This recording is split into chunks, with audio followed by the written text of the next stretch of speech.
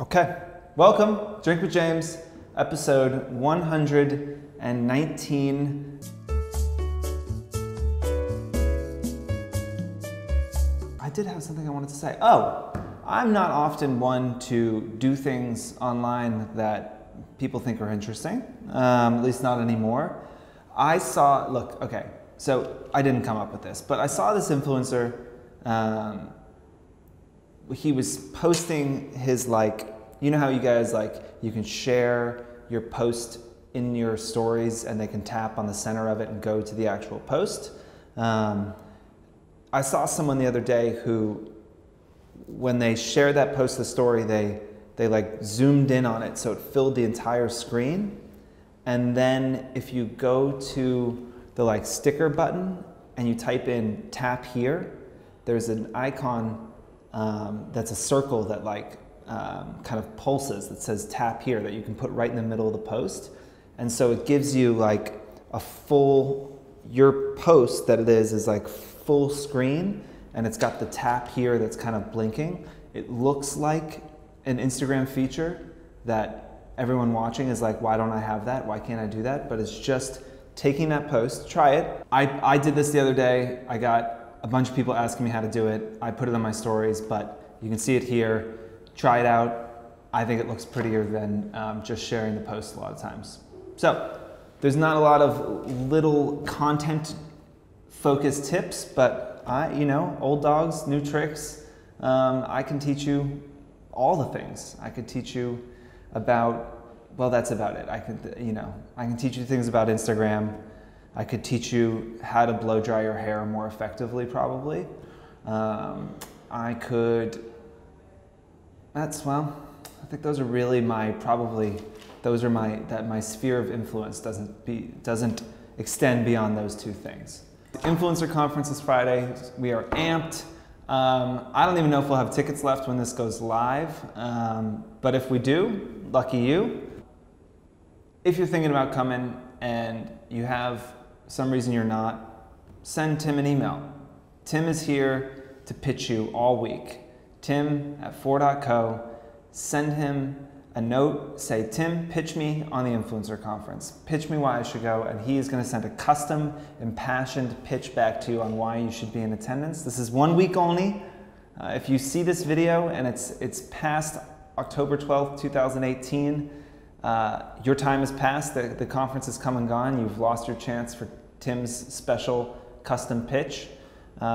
If it's 2090 and you're seeing this video, and this is the only thing left of humanity, I hope I was wealthy. I hope I died a rich man, and I can promise you that all of humanity wasn't like this. This is the pinnacle. From here, it just went downhill. I don't want the aliens, whoever's looking at this, to think that this is what humanity was like. It's not.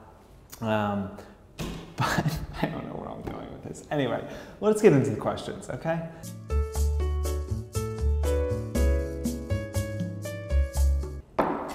Question number 1. What is the best way to connect with other creators? Good question. Instagram and YouTube and the blogosphere, as it were, full of amazing people.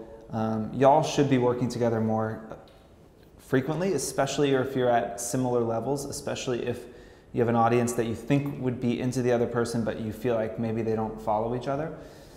I'll tell you one thing. If you reach out to someone, whatever you do, brand or influencer, never utter the word, never write down the word collab.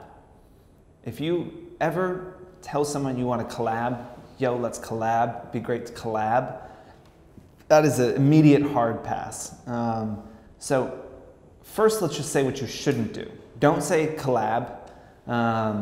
Okay, so that's really it in the what you shouldn't do column is just don't say collab. It's a fucking atrocity of a word. So how should you do it? I mean, I think structurally, what's the best way to connect with them? You guys know how to get into touch with each other. I think it's more about what should you do. I think I've talked before about what like Cy and Helena from Scout and City and Brooklyn Blonde, they've been doing these kind of like fun projects that are not sponsored, that are not paid, that are just supposed to be entertaining for their audience. I think that like if you're doing a collaboration, it should come from a place not of how can I gain followers, you know, how can I get in front of more brands, et cetera, et cetera. That is, yes, it should do those things ideally if it's done well, but what does this person have that I don't have, and how can we do something interesting together? Or do I just like vibe with this person really well creatively and I think we can have a really fun story? So I think it should be rooted in what is a story that you want to tell that you can't tell on your own, and who can help you tell that story more effectively and work with that person. Those are the best collaborations, I think. Those are the things that feel authentic and fun and interesting. It's not as fun when you can tell the like, especially during during Fashion Month, you get like small influencers who try and get photos with bigger influencers, and they post that photo and maybe in hopes that the bigger influencer will repost it. There's this whole like social climbing, you can't sit here, seats taken, like popularity contest thing that happens with influencers taking photos of each other, especially like leaving shows during Fashion Month. That is not interesting at all. You know, trying to get a photo with, you know, Shay or with, you know, I don't fucking know who you'd want to be out there getting photos with. Yeah, you like see Teza on the street and you're like, ooh, let's get a photo together and maybe she'll post it. That's not a collaboration. That's like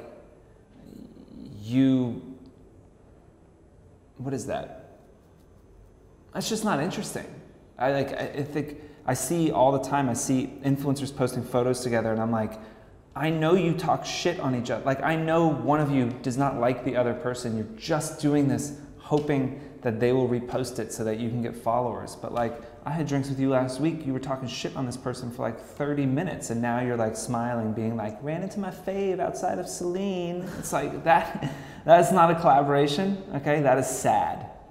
So let's not do that, and let's step back and say, I have a creative vision. I am incapable of executing that vision on my own, one, or I think that vision will be even clearer if this other person is involved too, and do something beautiful together that's interesting and send it to me, because I'm always down to see beautiful and interesting things.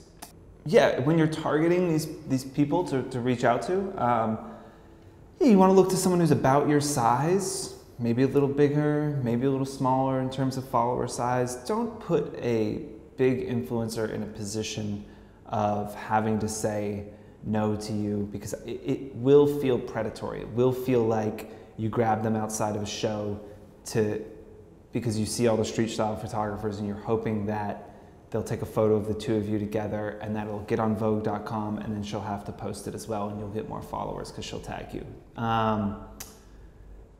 That feels parasitic. It feels like predatory kind of. So smaller followings about the same size, a little bit bigger, totally reach out. The other side is like, if you are, you know, if you have something to offer as far as like you're a filmmaker or you're an amazing photographer, I think then your work can speak for it. It's not about your followers. So if you're an incredible photographer and you have 3,000 followers, you know, but you really want to shoot with this influencer, then I would say feel free to reach out, because it's the work that should be interesting to them, not the fact that you guys are going to be in a photo together. So it depends on what your angle is, but definitely be cognizant of following size, and don't make someone say no to something that you know they're never going to do, because I don't know. I know there's the like nothing ventured, nothing gained state of mind, and I generally am very like for that, but it's a small industry, and best to, I think, be realistic.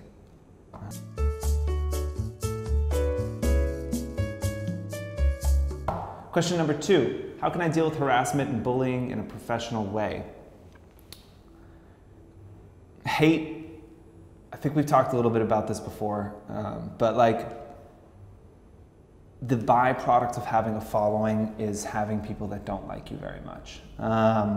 That's number one. Like, you are going to get hate, you're going to get people saying mean things. Unfortunately, that's the nature of the internet. That is what you signed up for. Nobody has forced you to have a following. Nobody has said you have to post photos of yourself every day and get hundreds of thousands of followers.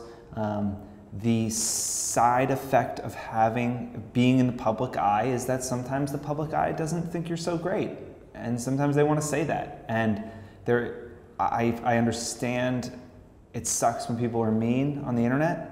That is kind of the internet. That's one thing. Just like, let's put it in kind of a few categories.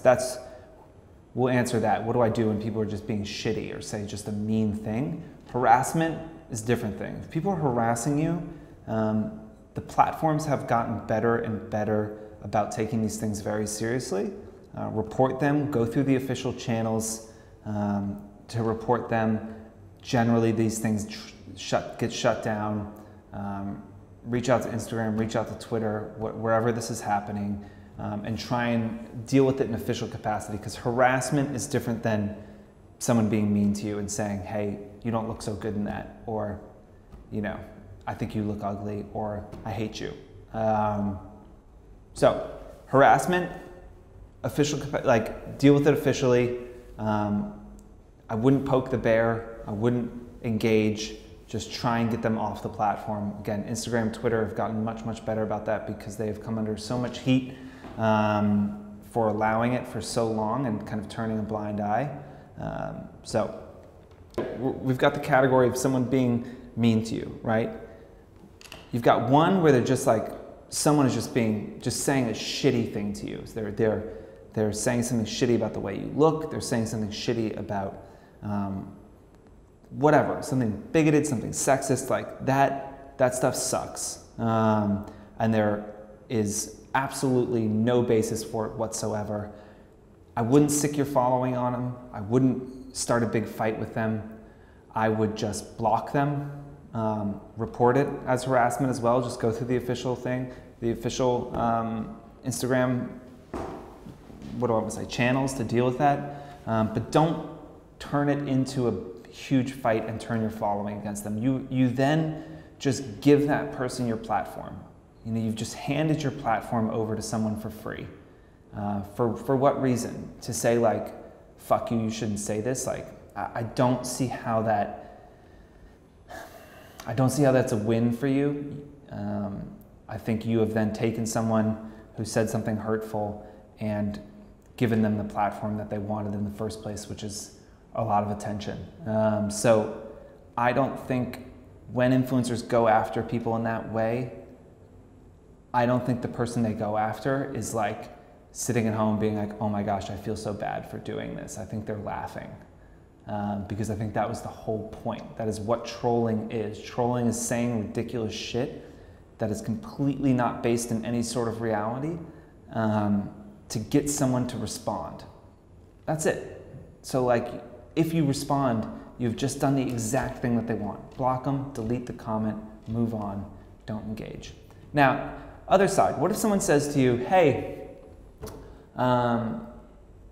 feels like you've been doing a lot of sponsored posts recently. Hey, kind of sucks how you used to always talk about affordable things and now all you talk about is luxury stuff that nobody could afford. Hey, maybe, you know, don't talk about something this way, like it might be nice for you that you don't have to shop at Target, but I do. So like if you could not be like a complete bitch about that, that would be nice. Something like that, right? Like if they say something that is based on some action or behavior of yours, again, the first reaction is to jump down their throat and say like, hey, this is my job. Like I'm doing sponsored posts because I have a living to make and this is like me trying to make a living. So like, you don't have to follow me, just unfollow.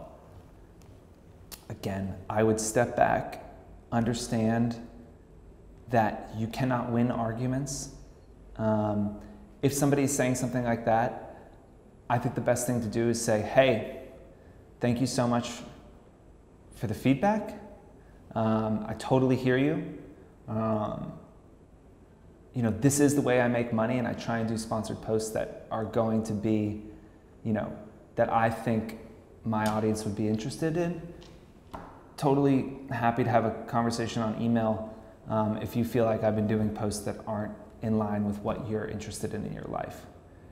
Hey, totally understand that I used to talk about a lot more affordable options. I've been fortunate enough recently that my financial situation has changed.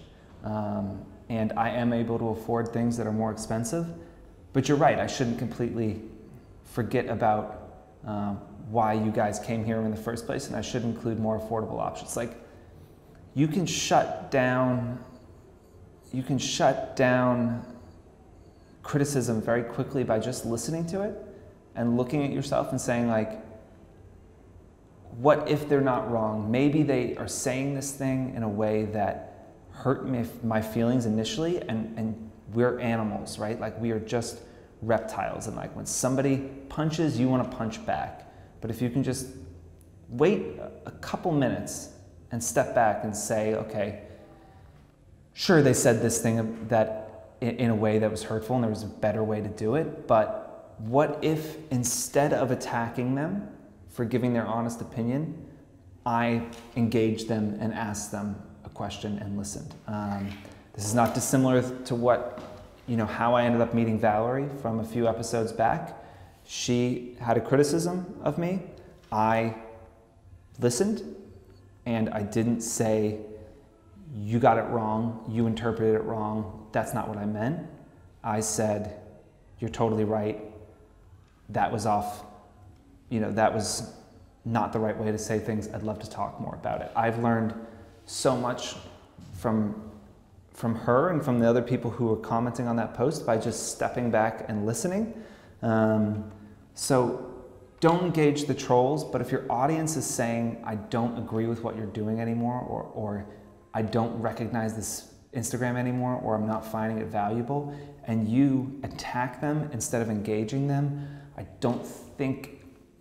think you will find that in a couple years you'll be looking and your community will be gone, and you'll say, what happened? And it is because you thought you were better than your followers. And you're not. You are in service of them. They have given you this life. By hitting the follow button hundreds of thousands of times, they have given you a life beyond your wildest imagination. And when one of them has the guts to stand up and say, hey, I think you're kind of boring now, and I think you used to be awesome, that should scare you enough to reach out and say, let's talk about this, not to say, I'm gonna sick my people on you and make you feel really shitty for saying this thing. So it's a harder thing to do. I encourage you to do it though. Listen to the people who in your life, here's some general life advice. Listen to the people in your life who don't necessarily think you're the shit. Listen to the people in your life who criticize you openly, especially for my influencers out here who are watching, who have a following over 100, 200, 300, 500,000 followers. Once you have a bigger following, you get in this echo chamber where you start to believe that you're great, but you're not great. You're nothing. You're nothing but like a very lucky individual. And you have the life you have because of your following. And if you start to believe the things that people say about you online, either way, right? Like if you start to believe when everyone is like, oh my God, you're amazing, you're a goddess, you're perfect, I love you so much, you're such an inspiration, that shit starts going to your head and you start actually thinking you're this big inspiration, and you're probably not. So like, and that is a hard thing for everyone to realize, like, that you're just not that special, but like that's humanity. And like we have our little slice of time on this earth to try and make a mark. And like, again, if you're lucky enough to find some success and to find a group of people who are interested in you and interested in your life, and some of them raise their hand and say that I don't like what's happening, take the time to listen.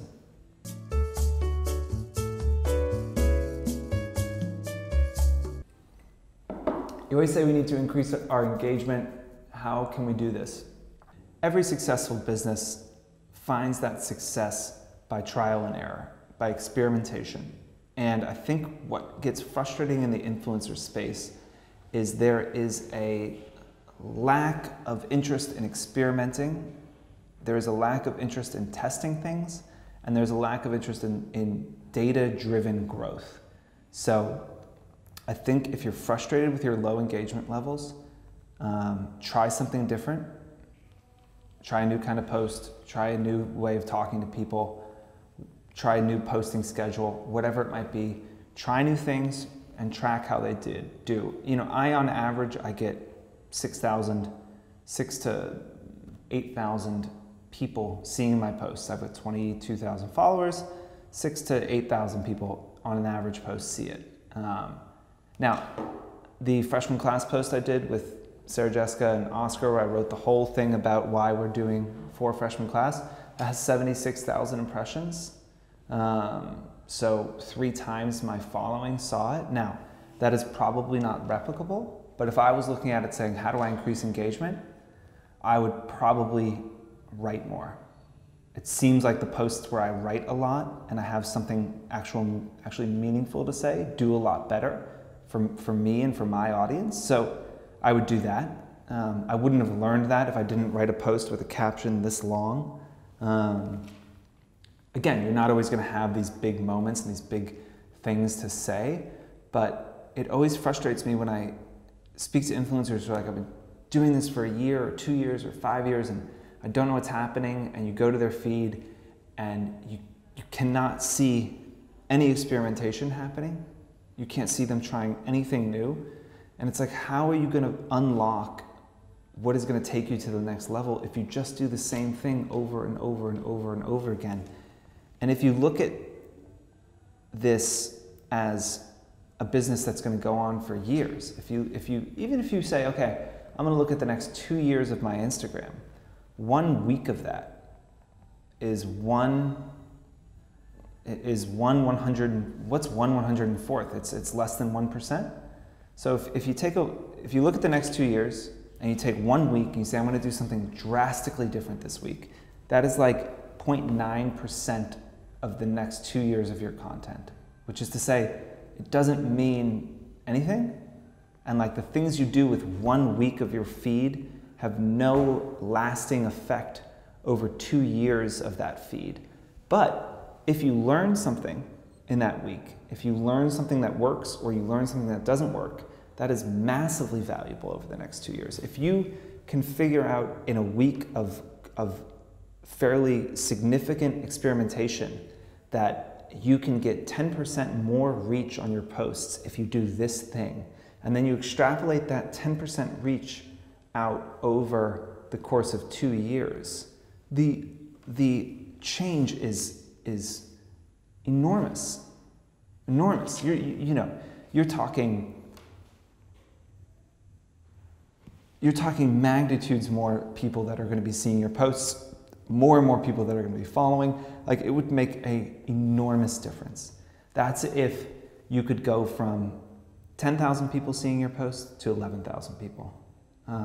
But you have to experiment, and you have to have spreadsheets, and you have to say, week 1, experiment 1, this is what I'm doing, these are the results. Week 2, another experiment, these were the results. Do that, find the things that work, find the things that don't work, and once you find something that works, go in hard on that, and try and get better and better at it, and then continue to loop in new experiments so you can learn. This is not rocket science, but you cannot just post the same shit over and over again, not get the results you want, and then whine about it. That's not an option. Not an option that I care to listen to. So,